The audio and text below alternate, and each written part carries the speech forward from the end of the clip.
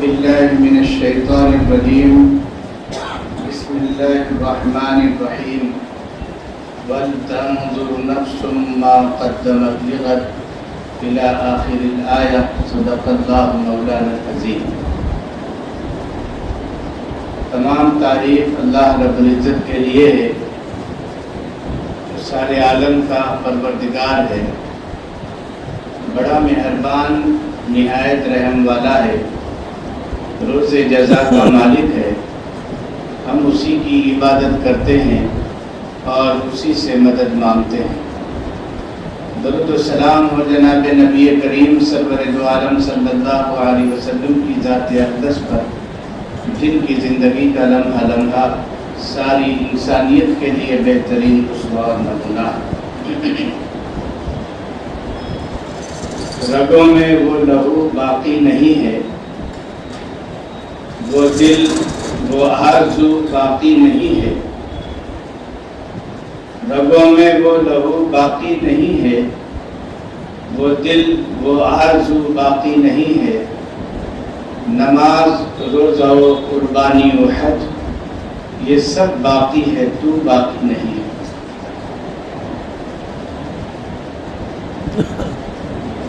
محترم حاضرین اور نہایت ہی قابل احترام سامعین، رمضان مبارک کا مہینہ اپنے پورے آب و تاب کے ساتھ ہم تمام پر، پوری ملت اسلامیہ پر سایہ فکن۔ اللہ تعالیٰ نے اس مقدس مہینے میں روزہ رکھنے کو فرض قرار دیا۔ اللہ تعالیٰ ارشاد فرماتے ہیں کتب علیکم الصیام، تمہارے اوپر روزے فرض کر دیے گئے۔ راتوں میں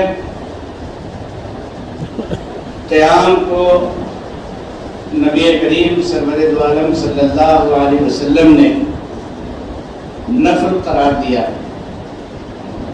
اور اس کی بڑی فضیلت اور اہمیت و عظمت بیان کی۔ اللہ کے نبی صلی اللہ علیہ وسلم نے ارشاد فرمایا من قام رمضان ایمانا و احتسابا غفر له ما تقدم من ذنبه، کہ جس شخص نے ماہ رمضان میں قیام کیا ایمان کی حالت میں ثواب کی امید رکھتے ہوئے، تو اللہ تعالیٰ اس کے پچھلے تمام گناہوں کو بخش دے گا۔ ہم غور کریں تو پتہ چلے گا کہ ماہ رمضان خیر و بھلائی اور نیکی کی زیادتی کا مہینہ۔ اللہ کے نبی صلی اللہ علیہ وسلم نے اسی لیے ارشاد فرمایا کہ اے نیکی کے طلبگار آگے بڑھ، یا طالب الخیر اقبل،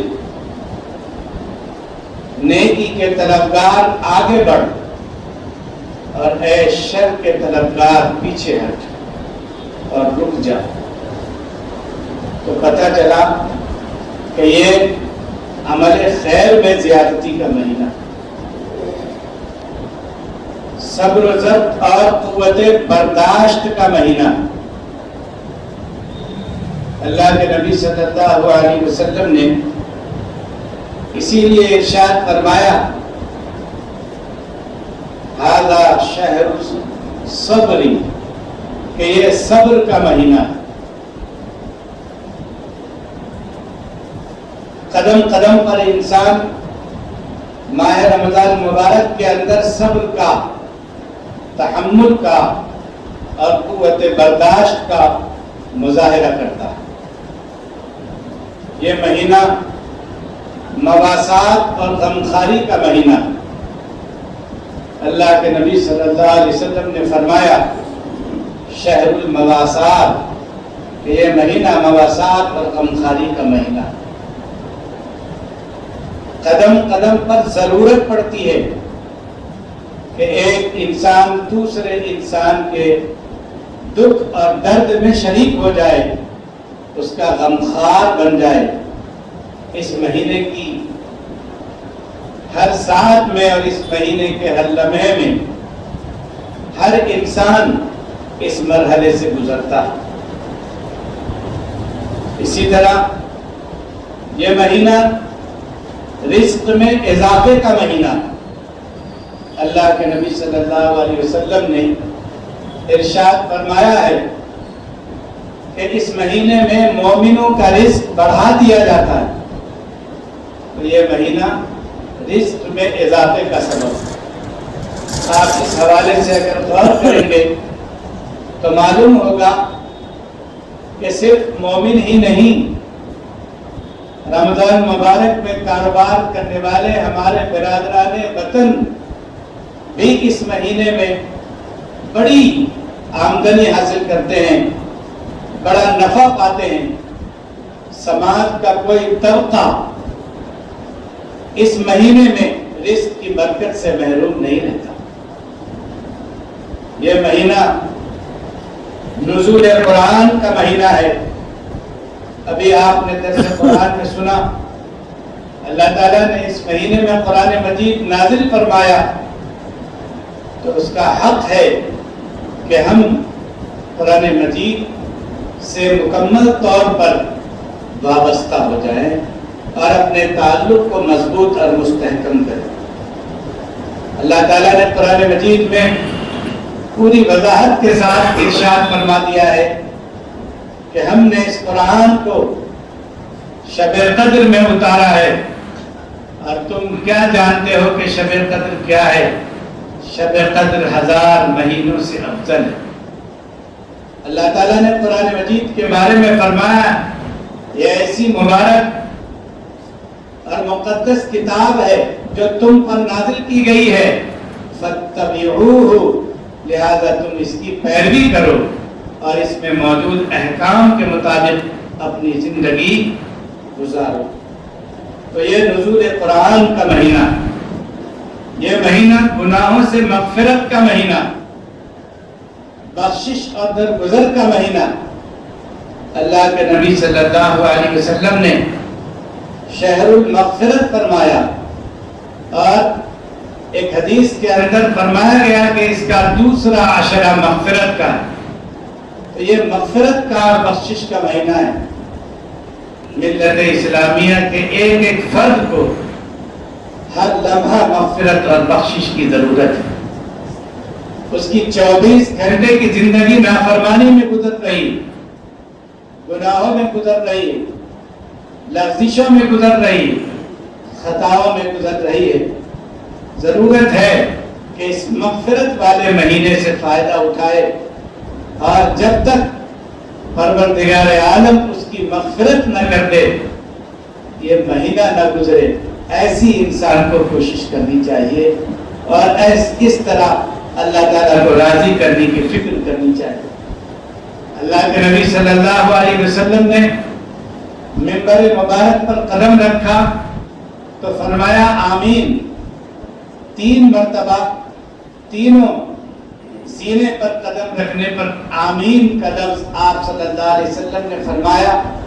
اس میں سے ایک بات یہی تھی کہ جبریل علیہ السلام نے یہ بھی بد دعا دی تھی کہ تباہ و برباد ہو جائے وہ شخص کہ جن کو اللہ تبارک و تعالی نے رمضان مبارک جیسا مقدس مہینہ عطا کیا اور اس میں اللہ کو اس نے راضی کر کے اپنے گناہوں کی مغفرت نہیں کروائی، تو ایسا شخص ہلاک اور برباد ہو جائے۔ تو اسی لیے دوستو یہ مہینہ مغفرت والا اور بخشش والا مہینہ، یہ مہینہ اللہ تبارک و تعالیٰ کی راہ میں خرچ کرنے کا مہینہ۔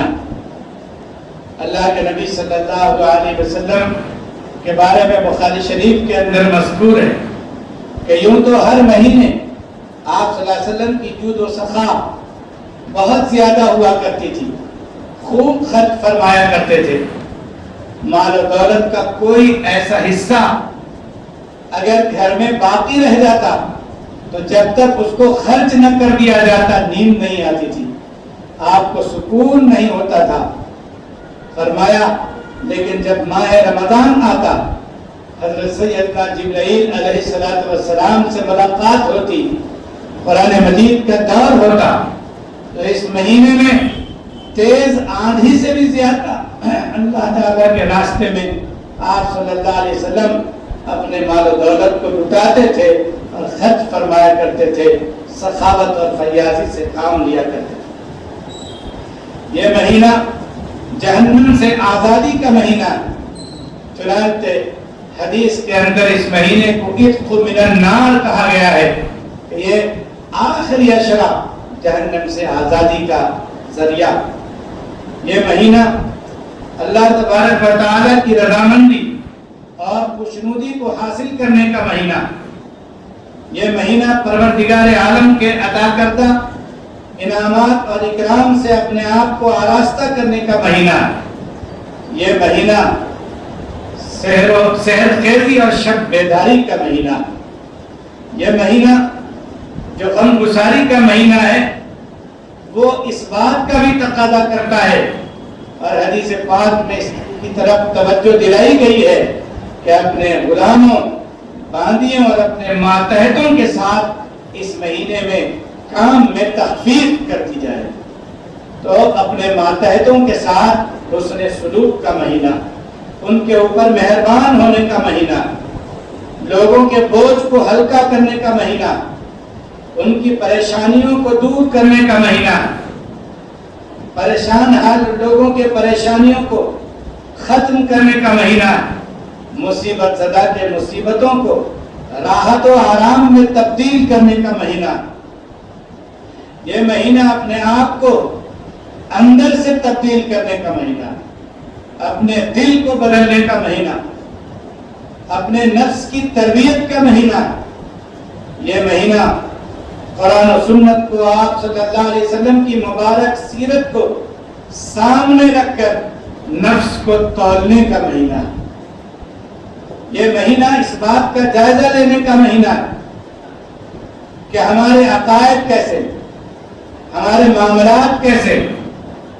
ہماری معاشرت کیسی، ہمارے اخلاق کیسے، ہمارا کردار کیسا ہے، کیا وہ اخلاق و کردار جو جناب نبی کریم صلی اللہ علیہ وسلم نے پیش فرمایا تھا اور جس کے بارے میں اللہ تعالیٰ نے فرمایا وَإِنَّكَ لَعَلَىٰ خُلُقٍ عَظِيمٍ، کیا ہمارا اخلاق اور کردار اسی اخلاق اور کردار سے میل کھاتا ہے یا نہیں کھاتا ہے، یہ جائزہ لینے کا مہینہ۔ ہماری ہر چھوٹی بڑی چیز کتاب و سنت کے چوکھٹے پر فٹ ہو رہی ہے یا نہیں ہو رہی ہے، جائزہ لینے کا مہینہ۔ یہ جائزہ لینے کا مہینہ ہے کہ کہاں ہم سے زیادتی ہو رہی ہے، کہاں ہم سے کمی ہو رہی ہے، کہاں ہم سے خطا ہو رہی ہے، کہاں ہم سے کمزوری کا سامنا ہو رہا ہے، کہاں ہم سستی اور کاہلی کر رہے ہیں۔ قدم قدم پر جائزہ لینے کا مہینہ، یہ جائزہ لینے کا مہینہ ہے کہ اللہ کے رسول صلی اللہ علیہ وسلم کی مبارک سنتوں کو ہم نے کہاں کہاں چھوڑا ہے، کہاں کہاں نظر انداز کیا ہے، کہاں کہاں سنتیں چھوٹ رہی ہیں۔ یہ مہینہ ان تمام خوبیوں کو اپنے اندر جذب کرنے کا مہینہ ہے کہ جو اللہ تبارک و تعالی نے اس مہینے کو بعظمت اور مبارک بنایا ہے، ان تمام خوبیوں کو اپنے اندر جذب کرنے کا مہینہ، ان تمام فضیلتوں کو اپنے اندر سمو لینے کا مہینہ ہے جو فضیلتیں اللہ اور اس کے رسول صلی اللہ علیہ وسلم نے رمضان اور اس کے لمحات سے متعلق بیان کیے ہیں۔ یہ مہینہ برادران ملت تک دعوت دین کے فریضے کو انجام دینے کا مہینہ، یہ مہینہ خود احتسابی اور محاسبہ نفس کا مہینہ۔ محترم حضرات، آج کے اس مختصر سے وقت میں رمضان اور محاسب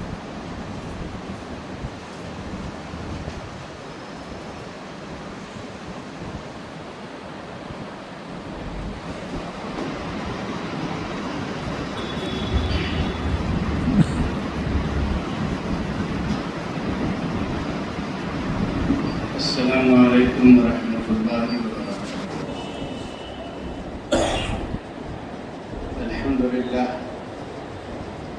الحمد للہ رب العالمین والصلاة والسلام علی